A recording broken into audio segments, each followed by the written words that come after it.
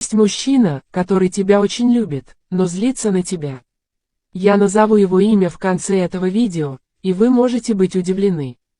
Из того, что я вижу, он очень привязан к тебе и хочет с тобой поговорить, но его гордость берет верх и мешает ему на данный момент отправить тебе сообщение. Он боится, потому что ему уже было больно в прошлом. Но не волнуйтесь, в конце концов он преодолеет свои недостатки и сделает первый шаг за вас. Теперь это вопрос дня. Положи сердечко и прокомментируй. Мне очень приятно получить ваше сообщение до полуночи. Этот близкий вам человек – ваш третий контакт, когда вы делитесь этим видео в WhatsApp. Ты удивлен? Это нормально. Однако на самом деле это их родственная душа, и вскоре они будут жить вместе.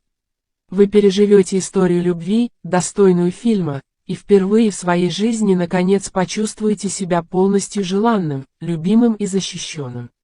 Взаимодействуйте с этим видео 3 раза, чтобы подтвердить это прочтение. Я бы тебя предупредил, карма реальна и существует.